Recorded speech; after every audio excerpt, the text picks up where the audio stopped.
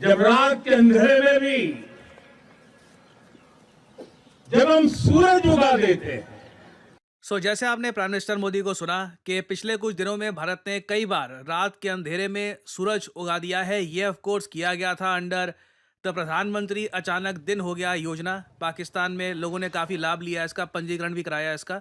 और पीएम मोदी ने रिसेंटली जिस तरीके से S-400 के सामने सल्यूट किया है हमारे देश के जवानों को, और हमने दुनिया को एक प्रॉपर मैसेज दिया है कि पाकिस्तान जो क्लेम कर रहा था कि जिस एयरबेस को पाकिस्तान ने हिट किया है ये एब्सोल्युटली फाइन है।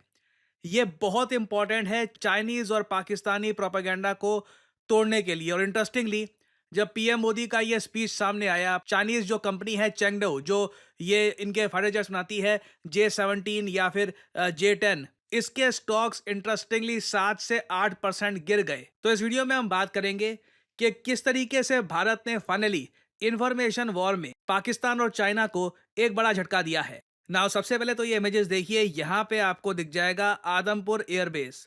यहाँ पर पीएम मोदी गए और यहाँ पर पीएम मोदी ने जाकर एक बहुत ही स्पेशल मैसेज सेंड किया है पूरी दुनिया को कि ये एयरबेस बिल्कुल ठीक ठाक है, कोई भी डैमेज यहाँ पर नहीं हुआ है। और ये जो इमेजेस सामने आई हैं ये बहुत आइकॉनिक है। फाइटर जेट्स के सामने पीएम मोदी खड़े हैं, जो S-400 मिसाइल डिफेंस सिस्टम है इसके सामने यहाँ पर खड़े हैं। और इससे देखो पाकिस्तान का प्रोपेगेंडा बुरी तरीके से डिस्ट्रॉय होता है, क्योंकि पाकिस्तान आदमपुर एयरबेस के बारे में ये सब बोल रहा था ना। अब यहाँ पे मैं चाहता हूँ ये वीडियो आप देखें। ये पाकिस्तान की एयरफोर्स का स्पोक्समैन है, नाम है इसका औरंगजेब, और इसका खूब मजाक उड़ाया गया था रिसेंटली। अब पहले कुछ सेकंड्स देखना, इससे ना आपको पता लग जाएगा पाकिस्तान की जनता कितनी अनपढ़ है, इनकी एयरफोर्स कितनी अनपढ़ है, और ओवरऑल इनकी जो भी मिलिट्री है ये लोग अपनी जनता के सामने कुछ भी अनाप शनाप बक देते हैं जिसकी कोई सेंस भी नहीं बनती।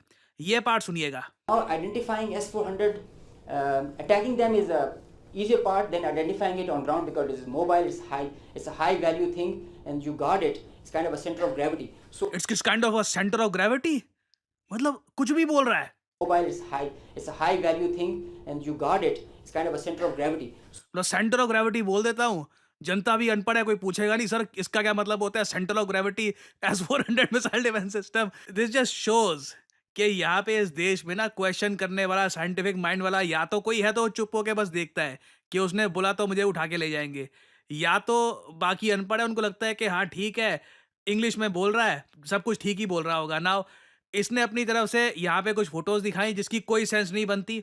ज़्यादातर फोटोज बस ये दिखाती है, लोकेशन दिखाती है, ठीक है। इन लोगों के पास बिफोर की फोटो थी, आफ्टर की फोटो थी भी नहीं।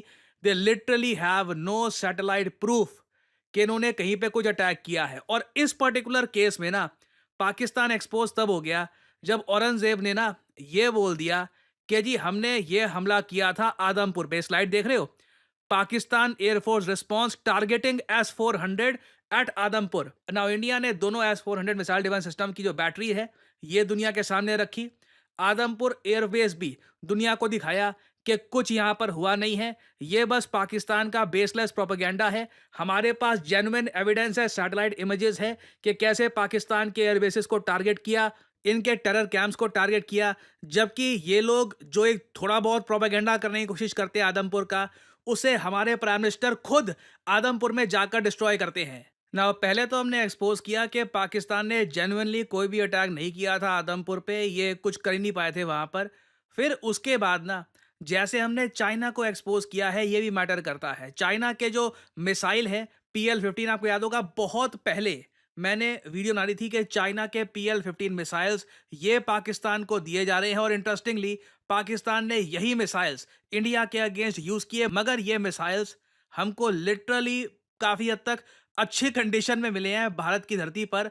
और जब दुश्मन का मिसाइल अच्छी कंडीशन में मिल रहा हो तो इसका मतलब एक ही है कि वो प्रॉपरली फंक्शन कर नहीं पाया, जो उसका काम था वो बिल्कुल कर नहीं पाया। और उसके बाद से आपने देखा होगा जो चाइनीज डिफेंस कंपनी है फॉर एग्जांपल चेंगडाओ, इसका शेयर प्राइस 8 से 9% गिरा है। बट अगेन देखो, मुझको ना यही बोलना पड़ेगा, ये शेयर प्राइस गिर गया है किसी कंपनी का, डसॉ का शेयर प्राइस गिर गया है, इसका गिर गया है, ये इतनी मतलब कन्विंसिंग आर्ग्यूमेंट नहीं है।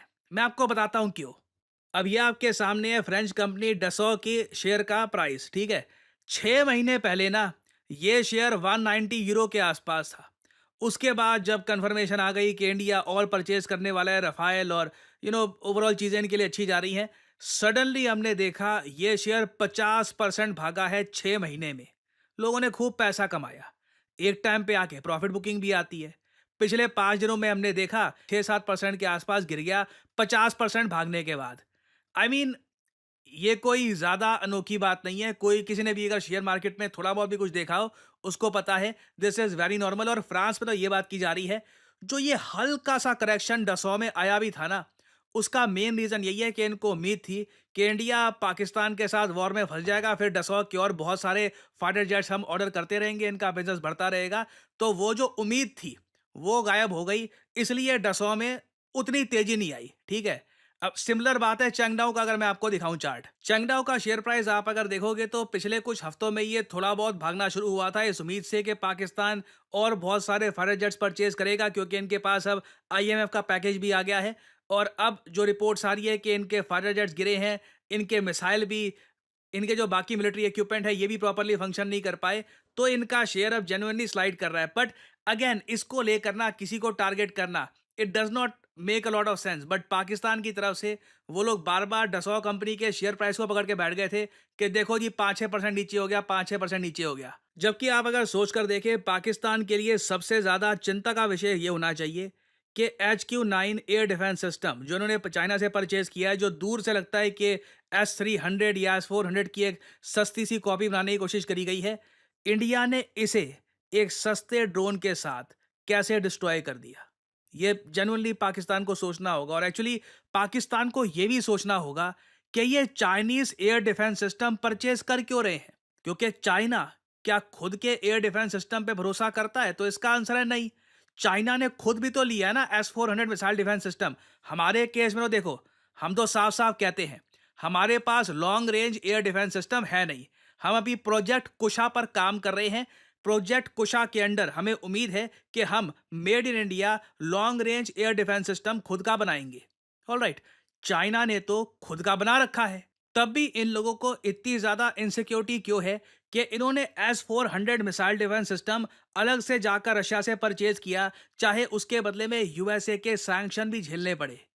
क्यों हुआ ऐसा? पाकिस्तान को सोचना होगा ना कि जब चाइना खुद के मिसाइल डिफेंस सिस्टम पे भरोसा नहीं करता, तो पाकिस्तान क्यों कर रहा है? और जो रिजल्ट है ये सरप्राइजिंग नहीं है। और इंडिया तो अब ओपनली कह रहा है कि हो सकता है कि हम S-400 मिसाइल डिफेंस सिस्टम की और बैटरीज परचेज करें, इसकी परफॉर्मेंस बहुत अच्छी रही है। और मुझको यहाँ पर यह बोलना पड़ेगा कि वेस्टर्न न्यूज आउटलेट्स बिना वजह पाकिस्तान को ना इंफॉर्मेशन वॉरफेयर में फेवर कर रहे हैं। आप नोट करना, बीबीसी ऐसे आर्टिकल छाप रहा है कि पाकिस्तान के लोगों ने कहा कि अचानक से आसमान लाल हो गया था, मगर ये लोग ये नहीं बता रहे कि इंडिया ने किस तरीके से पाकिस्तान का मिसाइल डिफेंस सिस्टम डिस्ट्रॉय किया। पाकिस्तान जो मिसाइल डिफेंस सिस्टम यूज कर रहा है, चाइना खुद उसका भरोसा नहीं करता। चाइना खुद S-400 missile defence system use करता है। और अब तो खैर रशिया ने रिसेंटली बताया जा रहा है, अगेन ये कंफर्म नहीं है बट कुछ सोर्सेज से बताया जा रहा है कि रशिया बिल्कुल S-500 missile defence system India के साथ मिलकर बनाना चाहता है। So India is very much sorted. Missile defence system के मामले में हमारे पास बहुत सारी ऑप्शंस हैं। प्रोजेक्ट कुशा के अंडर हम खुद काम कर रहे हैं अपने मिसाइल डिफेंस सिस्टम पर। S-500 पर भी काम कर सकते हैं इन द फ्यूचर हम विद रशिया। ऑब्वियसली यूएस को ये बात पसंद नहीं आएगी, बट मैं ये कहूँगा फाइनली हम लोग खुद अपने दम पर with proper evidence, with raw truth, Pakistan को इंफॉर्मेशन वॉरफेयर में भी हरा रहे हैं। आप लोग यकीन नहीं करेंगे कितने सारे लोगों से मैं मिलता हूँ और उनसे बात करता हूँ और उनका एक ही सवाल होता है कि करियर में अब क्या करें। यू नो व्हाट, मुझे मैथमेटिक्स इतना अच्छा लगता नहीं है, कोडिंग वगैरह सीखने में मेरा मन नहीं लगता, मुझे कुछ और एक मतलब क्रिएटिव जॉब जहाँ पे मैं अर्ली स्टार्ट कर सकूँ, वैसा कुछ सजेस्ट करिए। वेल, मैं यहाँ पे आपको बताना चाहता हूँ डिजिटल मार्केटिंग के बारे में। डिजिटल मार्केटिंग के अंडर आपका करियर कैसा हो, इस फील्ड के अंडर आप बन सकते हैं डिजिटल मार्केटिंग असिस्टेंट, आप बन सकते हैं एक SEO राइटर, आप बन सकते हैं सोशल मीडिया स्पेशलिस्ट, आप बन सकते हैं एक SEO मैनेजर, एक कंटेंट मैनेजर। डिजिटल मार्केटिंग के अंडर आपको जॉब मिल सकती है वेरियस सेक्टर्स में, और ये जॉब्स लगातार बढ़ती जा रही हैं। एंड सिमिलरली आप देखोगे डिजिटल मार्केटिंग के जो कोर्सेज हैं ये भी दुनिया भर में, चाहे US हो, यूरोप हो, हर जगह ये कोर्सेज बढ़ते जा रहे हैं। और आप एक बात नोट करिएगा, ज़्यादातर जो ये कोर्सेज हैं बहुत ज़्यादा महंगे होंगे, सिर्फ इंग्लिश लैंग्वेज में होंगे और ये कोर्सेज बहुत छोटे होते हैं। 2-3 महीनों में ना हो गया कोर्स हो गया आपका, आपको बस आगे भेज दिया जाएगा। जबकि करियर 247 आपके लिए लेके आया है एक state of the art digital marketing course, जहां पे आपको मिलती है द बेस्ट फैकल्टी। आप लोग ऐसे प्रोजेक्ट्स पे काम करेंगे जिससे आपको मिलेगा जेन्युइन एक्सपीरियंस, आपको जॉब ढूंढने में भी हेल्प करेगा करियर 247 और एक प्रॉपर करियर गाइडेंस भी आपको मिलेगी हमारे कोर्स में। लैंग्वेज होगी इंग्लिश। कोर्स की जो वैलिडिटी है ये 1 साल की होगी। वैसे आपका कोर्स 6 महीने में खत्म हो जाएगा, आपको मिलेगा एक सर्टिफिकेट और आप स्टार्ट कर सकते हैं अपनी journey in the world of digital marketing. आप अगर 18-19 साल के भी हैं, ग्रेजुएशन नहीं करी, तब भी you can begin your journey as a digital marketing assistant और धीरे धीरे एक्सपीरियंस गेन करके आप अपनी लाइफ में आगे बढ़ सकते हैं। सो एनरोल करने के लिए आपको करना क्या है, सिंपली जाइए इस वीडियो के कमेंट सेक्शन में, पिन्ड कमेंट में आपको मिल जाएगा ये link, start your digital marketing journey now. और यहाँ पे आपको करना है इस लिंक पर क्लिक। आपके सामने खुल जाएगा ये पेज। इधर अपना नाम, ईमेल आईडी, फोन नंबर और ऑब्वियसली डिस्काउंट कोड यहाँ पे डाल देना PG10, ताकि जो प्राइस है इस कोर्स का इससे बहुत ज्यादा कम प्राइस में आपको ये कोर्स मिले। अगर आप कोड डालना भूल जाओगे तो प्राइसेस आपको काफी इंक्रीज मिलेंगे यहाँ पर। So always enter the code PG10 and simply apply. That's all I am saying, simply apply. Career 247 की तरफ से कंसल्टेंट आपको कॉल करेंगे, आप बात कर सकते हैं, जानकारी और ज्यादा प्राप्त कर सकते हैं और आप स्टार्ट कर सकते हैं अपनी journey in the world of digital marketing. और याद रखिएगा, this is not just digital marketing, this is digital marketing with generative AI। So इसी नोट के साथ यह है वीडियो का अंत। Thank you for listening and as I always say, may the gods watch over you.